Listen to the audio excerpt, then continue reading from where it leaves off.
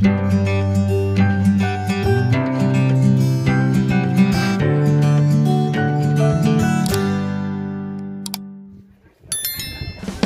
Finally आम्ही आलेलो आहोत नवीन लोकेशनवरती। त्याचं नाव आहे कानिकनाथ मंदिर। एकदम भारी मंदिर आणि एकदम डोंगरावरती मंदिर बांधलेलं आहे। एकदम म्हणजे एकदम भारी। या सीड्या बघा, एकदम अशा दम लागला आम्हाला चढता चढता। आता फायनली आम्ही वरती पोचलो आहे। वरती पोचल्यावर हा सीन बघा, एकदम भारी वाटलं। एवढी हवा चालली होती का बस।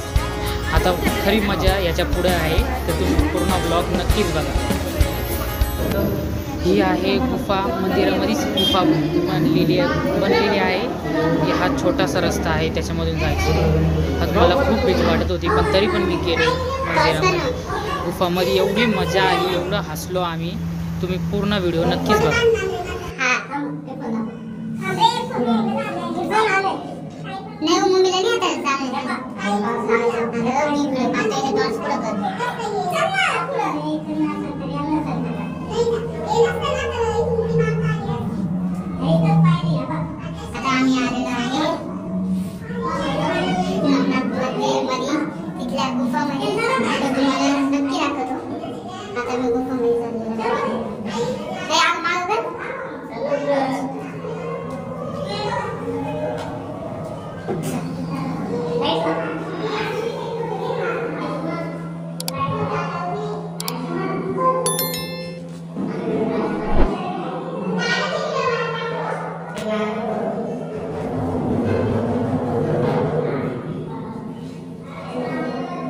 इथून चाललेलो आहे वरती। ही अशी गुफा आहे, तुम्ही बघू शकता। असं जायचं वरती।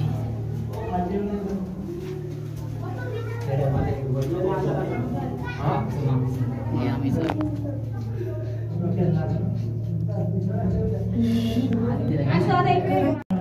आता आम्ही इथून पायऱ्यांनी वरती जाणार। असं वरती जायचं।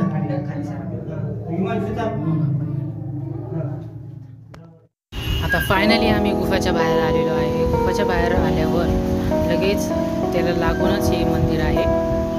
इथं सर्व लोक त्यांचे पाठ वाचतात आणि सुंदर असं मंदिर बनवलेलं आहे। सर्वांची मूर्ती ठेवून नवनाथ महाराजांची। आणि तिथून बाहेर निघाल्यावरती सुंदर हातीच्या कानामधून आलेले कानिकनाथ महाराज त्यांचं मूर्ती ठेवलेली आहे।